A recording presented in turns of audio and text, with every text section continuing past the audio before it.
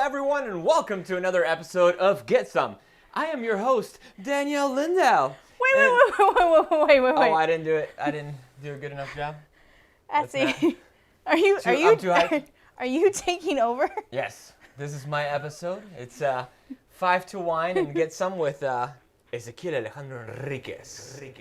Essie, it Yes. actually goes, hi everyone, welcome to another episode of Get Some. I am your sommelier, Danielle Lindau with 5 to Wine Time, and today, Essie's going to join me. This is Essie. He's actually the man who makes the magic happen behind the cameras, but through all of this, I thought, why not bring him on the other side? So, today's flight is going to be all sweet sips. So, let me grab you some glasses, and we'll get right into it. How does that sound? Good. These look like glasses. Yeah, but I'm not sharing glasses with you. Oh, okay. All right. You get to Let's do drink. that. You actually get to drink the wine on camera this time around. All right. All right? I'm down for it. Cool. So, Essie, everyone kind of knows a little bit about my wine experience. Why don't you tell them about your wine experience? I have absolutely no wine experience. That's pretty much it.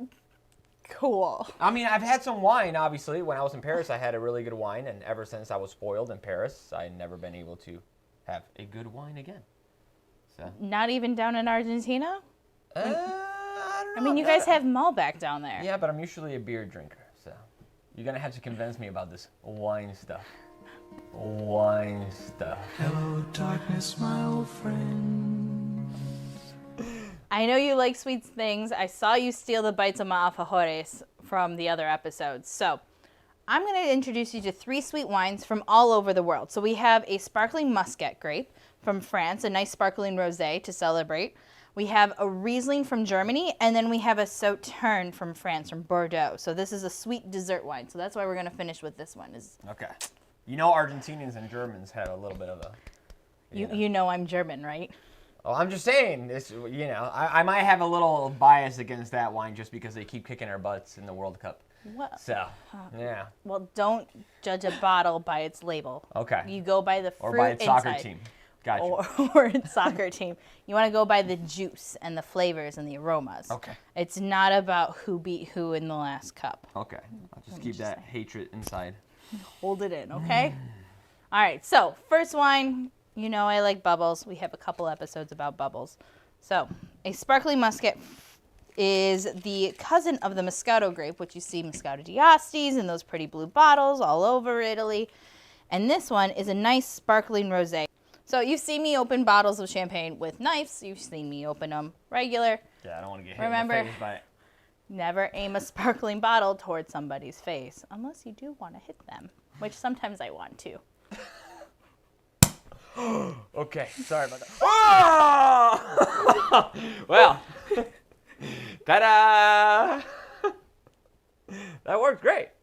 So what do we do? Just like sip it like that? Like we do like a big like we Well, just we won got all a car excited race. about the World Cup, and I did the number 1 rule, which is usually don't. Yeah. I broke the cardinal rule of when it comes to opening wine. I'm ready. No, I can't.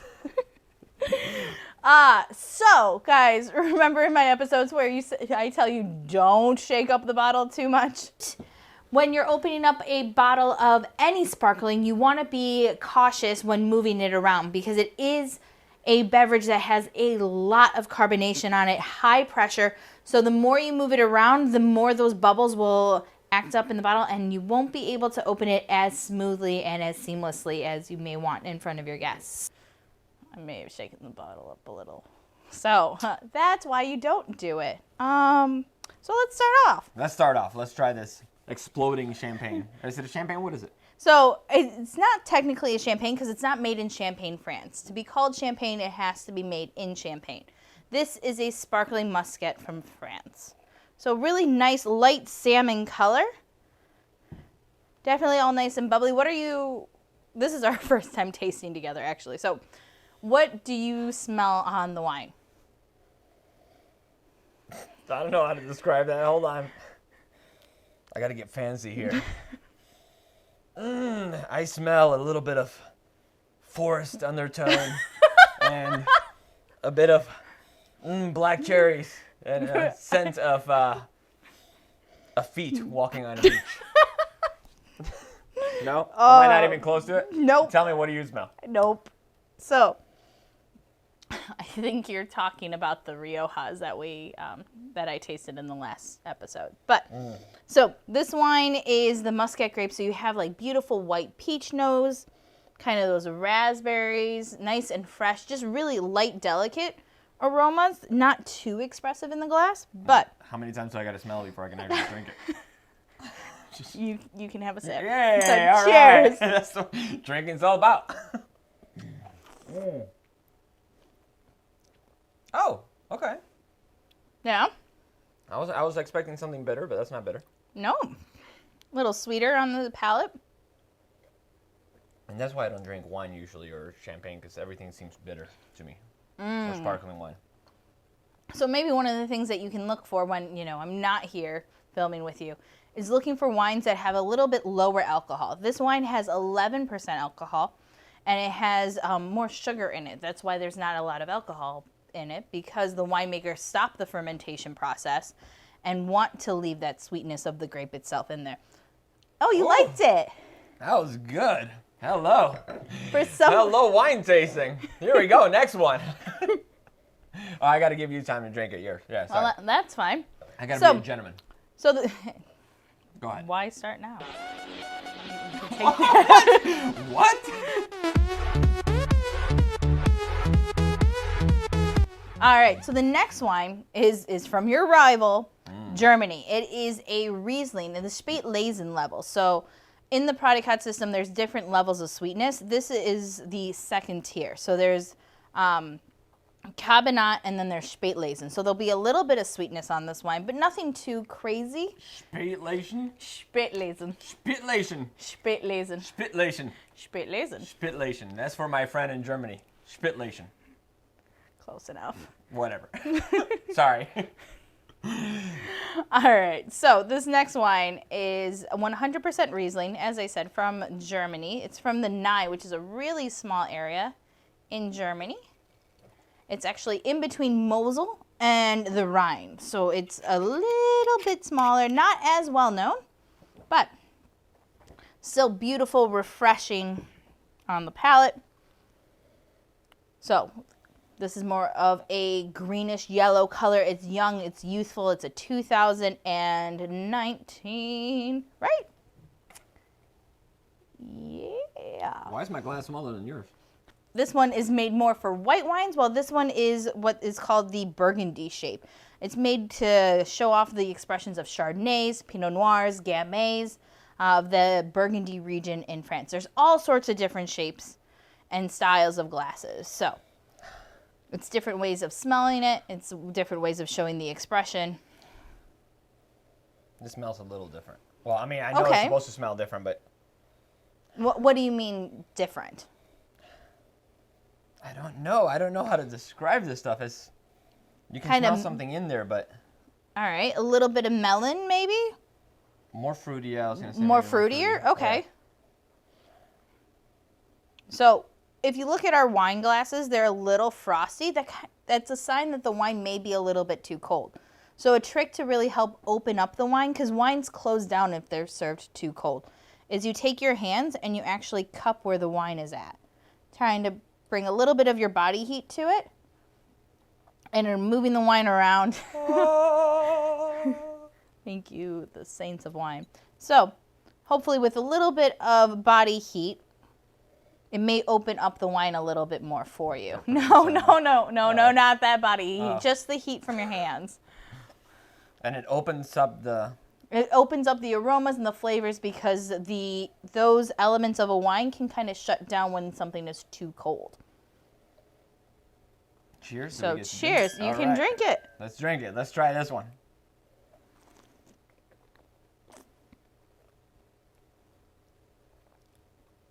Oh, it's also not harsh in my throat at all. I'm usually used to like that harshness. So the harshness that you're talking about on the back of the throat, that's actually coming from the alcohol in the wine. That's the heat, the warmth of it, the wine itself. So this wine is even less alcohol than our first one. This is only 8% alcohol, so it's very smooth, easy going down. I like it. It has a little bit more tree fruit, kind of like white apricots and peach notes to it. I think it's more expressive on the palate than it is on the nose, for sure. I think you get that sweetness, that weight from the sugar on it. So is this like a dessert wine or like a... This is actually a table wine. So this wine is supposed to be meant to eat with food, with cheeses. You can do it with pork chops. You can do it with... I like doing Rieslings with Thai food because of the heat and the citrus notes. The weight of this wine really pairs nicely and complements the food. So this can be, you're at a restaurant, you sit down, you can just be like, I would like a glass of Riesling. Yeah. I think we're finally finding wines that he likes because you should see his face when he tastes wines after a shoot, and he doesn't like it. Some of those other wines are a little too rough for me. But yeah, this seems great with like an asado or like some steak or something. I don't know. Well, at least I would think. Yeah. I'm not a fish fan though, so.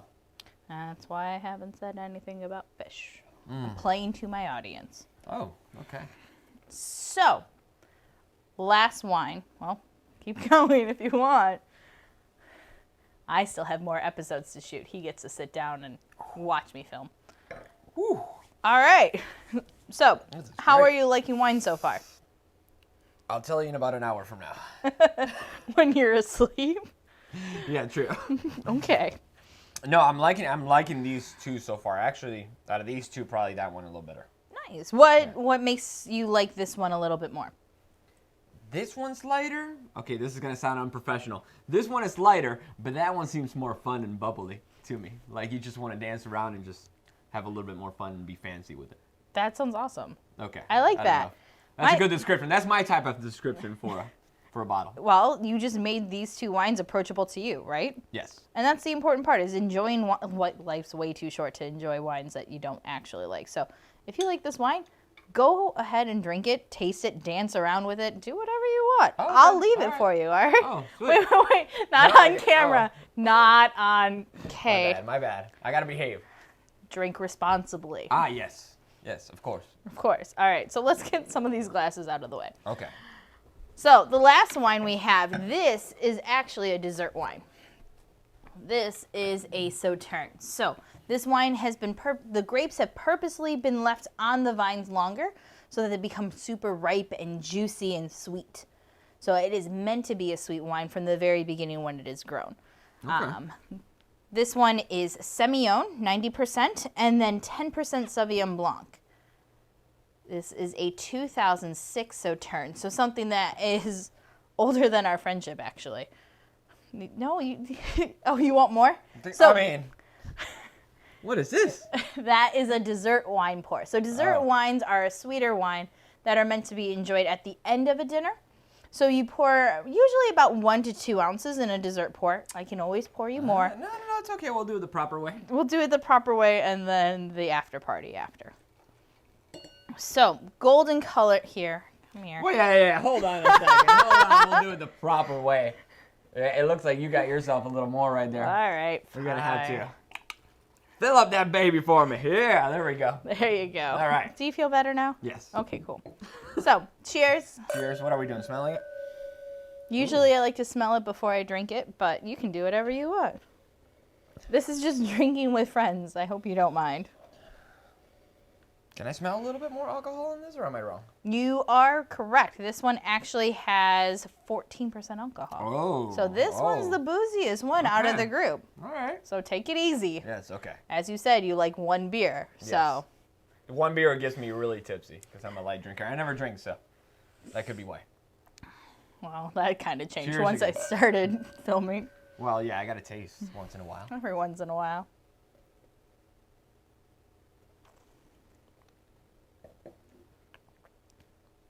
So you've tasted the wine. How does the smell and the taste compare to one another? When you smell the wine versus when you're tasting it. I like the taste of it better than the smell. Okay. Why would I want to say that it tastes like those old candies that grandmothers have? Does anybody know what I'm talking about? Like the butterscotch? Like yes, the, like a butterscotch. the, Yes, a butterscotch candy. Okay. I don't know. Oh, why the weather or when I taste it, but not yeah. when I smell it. It has like a butterscotch. don't know, it makes me Yeah, that nutty, like caramelized almost.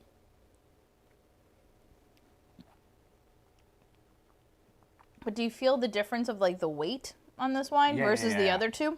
And I think I know what you're talking about. So yes. Okay. Kind of has that like rich feeling on the tongue. Take it easy, remember. Yeah, it seems like you would want to eat something with this or smoke a cigar for some reason. I'm not even a cigar smoker, but for some reason it makes me feel like smoking a cigar. I could see smoking like a natural kind of Churchill, something that has a little bit smoothness. You could go Maduro with it, but it definitely has that richer mouth feel. It has that I want something smoky with it, I guess. I haven't thought about doing a dessert wine with a cigar, but that could be actually really good. Yeah, I mean, it's, it's good. Out of all these three, I do have to say that one is that one's my favorite. We're just going to go right ahead here and take another. I want to make sure that I'm correct, right? Yep. I want to make sure that I'm You correct. can I'm being always responsible. revisit a flight. Yes. Absolutely. I'm just being very, very, very responsible. There And we not go. pouring the whole bottle. I see. No.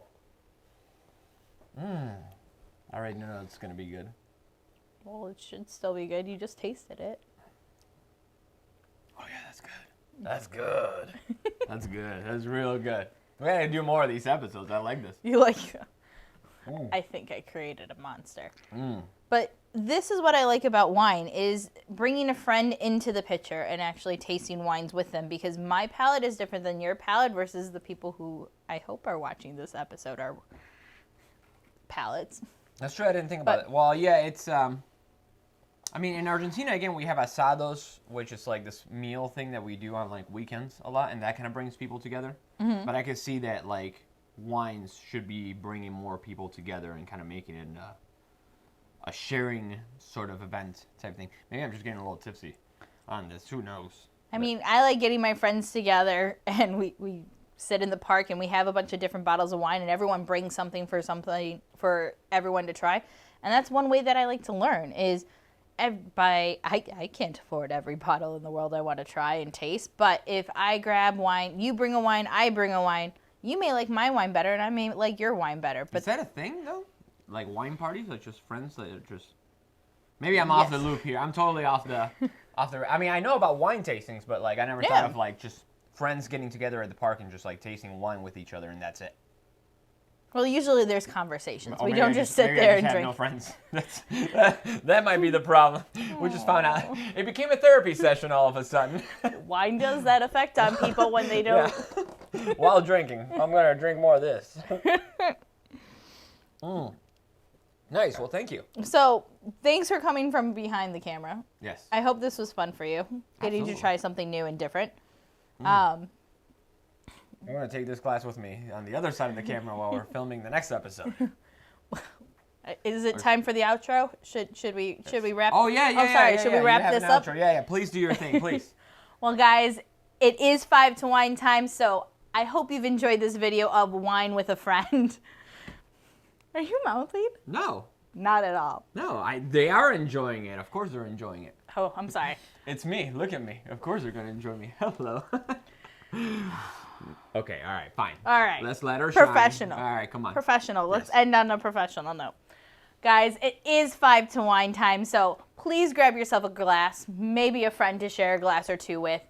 Hit that like and subscribe button, and I will see you next episode, all right? Cheers. Thanks, Essie. Cheers. Thank you.